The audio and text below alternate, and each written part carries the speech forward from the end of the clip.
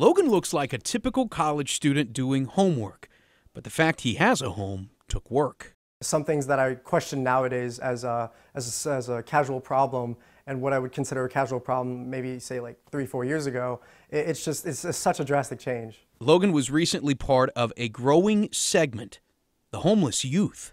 How do you feel about that time period in your life?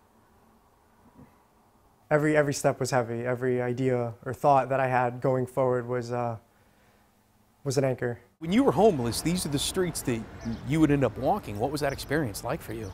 At night, there's like not really any activity going on around you. Everything just kind of feels still.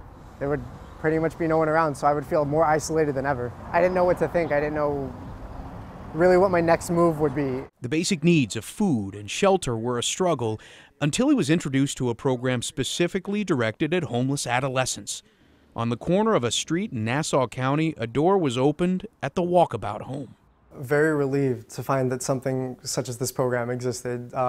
Something that not only let you have independent living skills to learn, but also something that was here to really ground you. That's the main thing that I believe a homeless or runaway youth is searching for, really.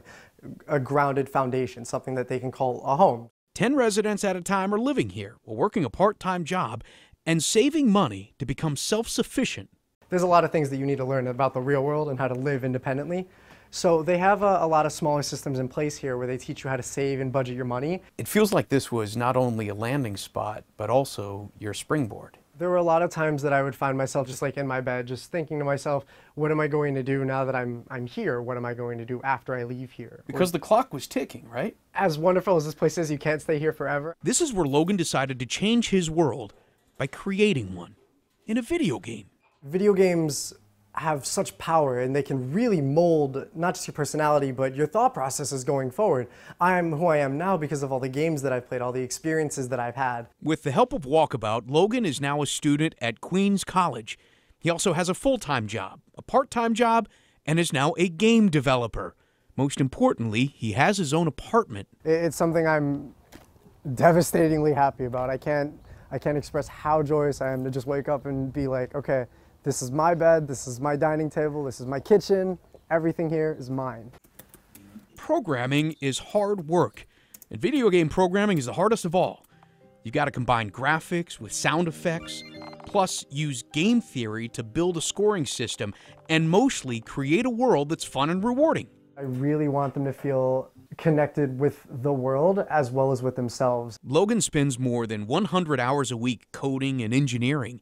He's released 3 video games so far, and working on his next masterpiece, fittingly titled Tranquil Garden. You've been immersed into this experience to the point where you want to desperately beat this monster. To beat his game, you'll need to search, negotiate, plan, and find different ways to overcome problems. In a sense, he's gamified his life. Of course, being the player of a video game, you are the hero of your own story. You are whatever character you want to be. You're kind of the hero of your own story right now as well. You can make a difference in whatever world you're in. It doesn't matter if you're playing my independent developed video game or if you're in real life making an impact in your community. It's just something that you can do because you have the choice and you have the opportunity.